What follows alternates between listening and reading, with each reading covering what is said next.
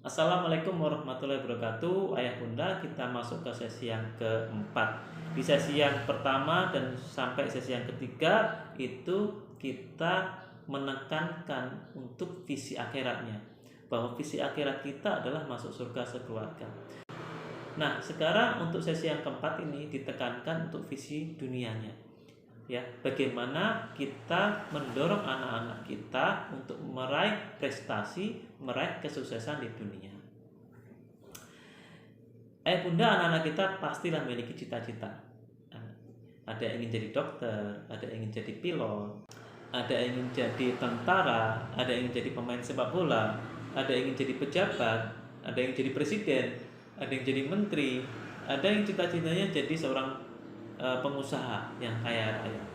Nah, tentu kita juga punya cita-cita seperti itu. Nah, bagi seorang muslim ya, tidak cukup hanya di situ saja. Tidak cukup hanya bercita-cita menjadi seorang dokter, tidak cukup hanya bercita-cita menjadi seorang guru, seorang dosen, seorang tentara, seorang presiden. Tidak cukup hanya seperti itu saja, tapi harus dipadukan antara cita-cita dia di dunia dan ya harapan mereka nanti di akhirat. Jadi visinya adalah bagaimana memadukan ya visi dunia dan visi di akhirat. Misalnya visi dunianya adalah anak kita ingin jadi seorang dokter, visi akhiratnya adalah dokter yang soleh. Anak kita ingin jadi seorang pemain sepak bola, visi akhiratnya adalah pemain sepak bola yang rajin bersedekah, yang diridhoi oleh Allah Subhanahu wa taala. Jadi itu harus dipadukan antara visi dunia dan juga visi akhirat. Ayah bunda, dalam merumuskan visi dalam didik anak itu dua hal yang harus dipenuhi. Pertama adalah visi akhiratnya, yang kedua adalah visi dunianya. Dan ini harus kita satukan. Anak ingin jadi seperti apa? Ingin jadi dokter, jadi dokter yang bertakwa. Ingin jadi pengusaha, pengusaha yang soleh. Ingin jadi seorang menteri, dia harus menjadi seorang menteri yang soleh. Jadi harus dipadukan.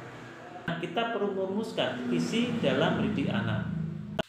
Misalnya anak kita namanya Adi. Atas izin Allah, Adi kelak menjadi seorang pengusaha yang soleh, yang hafiz Quran dan banyak bersedekah. Itu adalah visi pendidikan untuk Adi. Kemudian ada anak kedua namanya Zahra. Insya Allah Zahra adalah seorang dokter sekaligus psikolog, menjadi pembicara hebat, penulis hebat yang ilmunya itu bermanfaat bagi orang lain dan diberkahi oleh Allah Subhanahu wa taala. Nah, ini salah satu contoh bagaimana kita merumuskan visi dalam mendidik anak. Lalu yang kedua, setelah kita merumuskan visi dalam mendidik anak, langkah kedua adalah melakukan internalisasi visi itu kepada anak.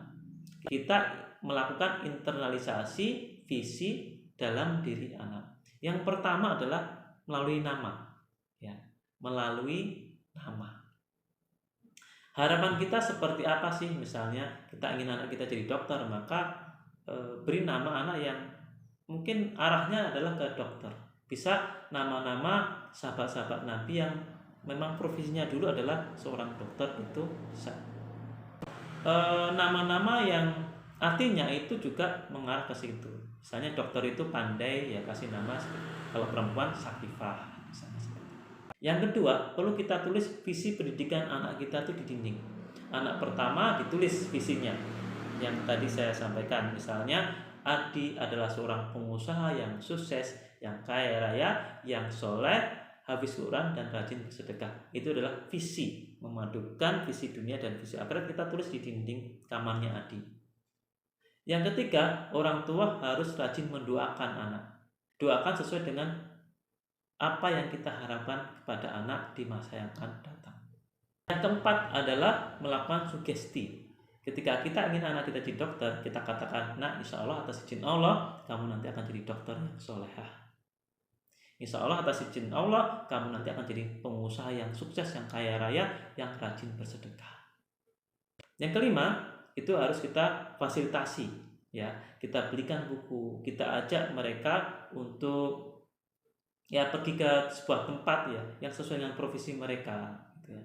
Atau kalau kita ingin anak kita menjadi hafiz Quran, ya kita fasilitasi, kita dorong anak kita untuk sekolah di pesantren yang di situ akan diajari bagaimana cara menghafal Al-Quran dengan baik misalnya.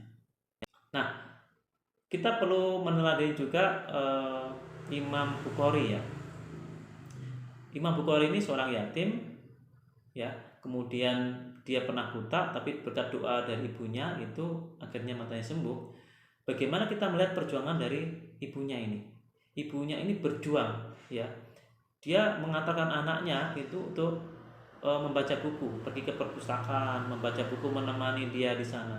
Kemudian anaknya ini belajar ke gurunya, guru ngajinya itu juga ditemenin.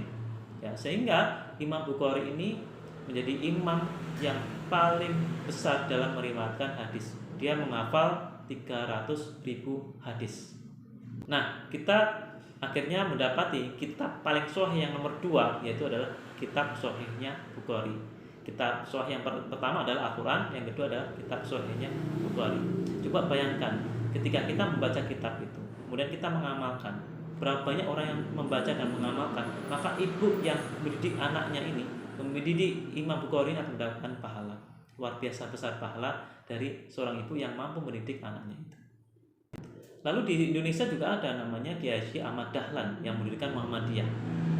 Berapa sekolah yang telah didirikan? Menurut data ada 22.000 TK atau PAUD yang didirikan. Kemudian ada sekitar 380 ya, itu rumah sakit yang didirikan. Ada 20.000 masjid yang didirikan. Coba bayangkan berapa banyak amal pahala yang didapat oleh Kiai Haji Ahmad Dahlan dari semua aktivitas Muhammadiyah yang telah berjalan dari dulu sampai sekarang, luar biasa besar. Nah, semoga anak-anak kita kelak menjadi seperti itu, menjadi sosok-sosok yang bermanfaat bagi orang lain, dari ilmunya bermanfaat ya, kemudian keberadaan dirinya bermanfaat, termasuk juga hartanya bermanfaat bagi orang lain, dan bisa mengantarkan pahala bagi kedua orang tuanya meskipun kedua orang tuanya sudah meninggal. Dan semoga kita bisa bereuni kembali bersama anak kita di surganya kelak, bahu-membahu kerjasama untuk menaikkan level surga yang lebih tinggi lagi, sehingga kenikmatannya juga akan lebih besar lagi. Terima kasih. Assalamualaikum warahmatullahi wabarakatuh.